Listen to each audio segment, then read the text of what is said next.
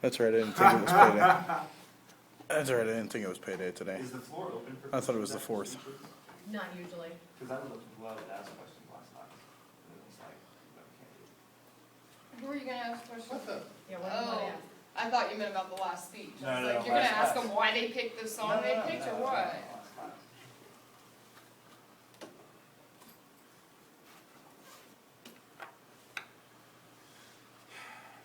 I always wish I had time for that consistently. Because I think it's always really interesting, like if you finish a speech and your audience is. Is it on your questioning- email? No, I it's, think that's yeah, I have it on a flash drive. Here, I'll log on. No, it's all right. I'm trying to think, Talon, did I change my flash drive again? Or my password again? Short questions, I don't know, sounds to me a good idea. Yes, I know what's incorrect. Today?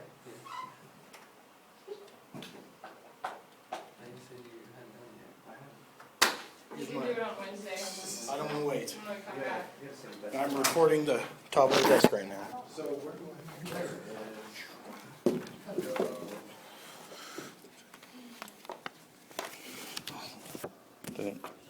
That's not mine. That's not mine. No, that's his. Here, send mine over here, trade you. She said that You can give my speech again. What? Alright. You told me that, because I asked you if what I got done, or if the people got done first on Wednesday, and there was more time, if you think the people can try to go. So he said, he's like, go. But he's not saying, yeah, since no one showed up, but he's not saying. Wednesday. Wow. All right. You know how hard it is to take over the world when your tail keeps screwing on? I mean, seriously, every time I turn around, it knocks over a high explosive vial. That's why it's all pink on. The furry fandom is built around the love for anthropomorphic art. Anthropomorphic art is animals with human characteristics or humans with animal characteristics.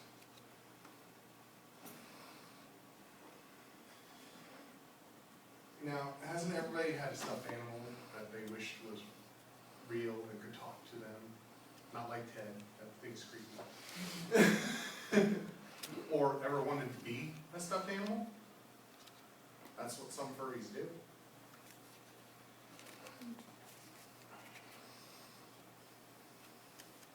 Now, I am a furry, and let me see if I can. This is a sketch a friend of mine did for my persona, Dr. Sparky Havoc, mad scientist at large. And yeah, she actually wants to do a comic. Where am I at? Oh yeah, now I know where I'm at. Okay. Now, the most populous, okay, all furries fall into the rank and file things, all right? Our biggest thing is we go to what's known as fur cons. Well, it's just a convention for furries. It's like any other convention, all right? Now, this was, it did not download. No, it did not download. Oh, there it is. This is a picture of last year's FurCon. Well, this one's AnthroCon, the world's largest. Takes place in Pittsburgh, Pennsylvania every year. And last year it had around 5,500 people show up. That's just all the people that showed up in fursuits.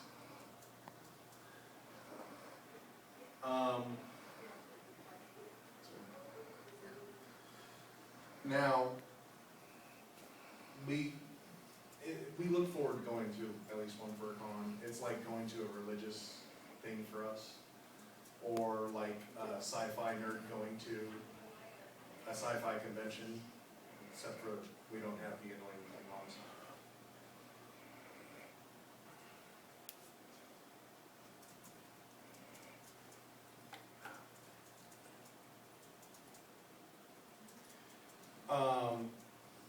And according to the website anthrocon.org, which is run by Anthrocon Inc., there was over 5,000 attendees last year. This year they're expecting more. And reporting from her newspaper, the Pittsburgh Daily Paper, a Miss Melissa Meinzer from June 29, 2006 covered the con that year. The range of commitment is visible at any one of the convention's 70 plus panels, discussions, and workshops. If it weren't for the tails poking through a few of the chairs in the ballroom, you might think it was just an engineers convention instead. And that's fairly true for a lot of furries. We are very serious about it. Now there's also many websites and social pages that are a big part of the fandom. All the big websites are like DeviantArt, caters to it. There's also specific art pages. This was on DeviantArt. This is actually a friend of mine's furry, and I know the artist also. This is Boone Cat. He's a little bit weird.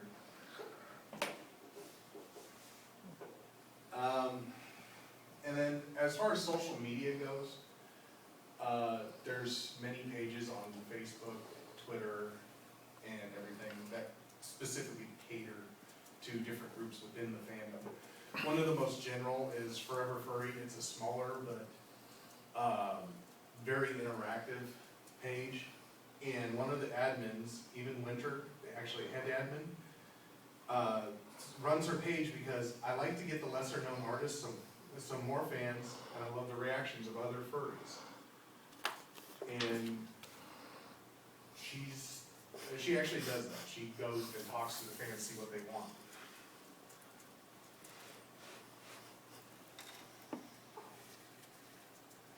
Next is fursuits.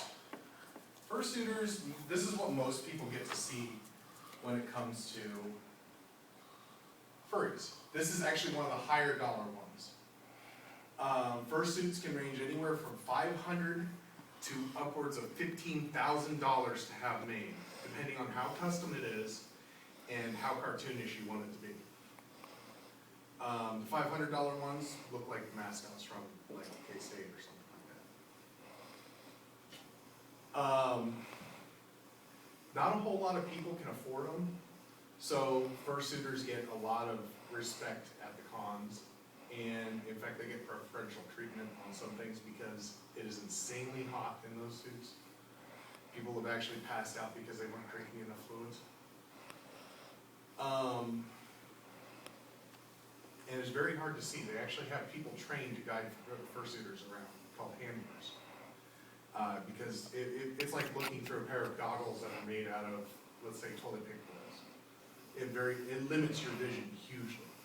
If you ever see one of these guys, approach them from the front and talk to them because you can startle them and scare them. There's also other ways to do it. You can get independent pieces done, which, like my tails, can be anywhere from generic like these to custom pieces that a friend makes for you or somebody else.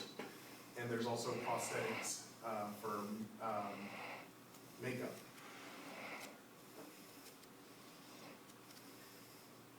And of course, it's built around the art. You've got your fursuit makers, which they can make, as I said, up to $15,000 a single suit. But usually most of their income for it comes from single pieces that they make generically and sell on their sites all year round. And these pieces can range from $20 for ears to $30 to $130 for custom tails, depending on the size and fabric. Then there's short fiction writers and story writers. They usually get ignored for the most part. I do that right now with my persona, Dr. Havoc, and I got a few friends that get written into my stories. I don't have much of him right now though. And then, of course, you've got your commissioned art, which this is one of the biggest books for furries. It's How to Draw Furries by Jared Hodges and Lindsay, I don't know how to say her last name, Silos. You can draw your own from that, or if you pay for commissioned art, you can go up to, I've seen them go for as much as $50 for a color print, depending on how much artwork is put into it. And one of the biggest things, biggest draws for furries, is comic books. We have huge amounts of online comics, and this is just one of the funnier ones for me. This is House Pets, and I like to. I actually read my comics weekly. I have to, otherwise, you know, the world just listens to me. But that's it for furries. I mean, if you see us out and about, you know, come up and talk to us. We're pretty friendly usually. And yeah. Now I have to go try and take over the world again, and if he knocks over another file, I'm duct taping him to my leg.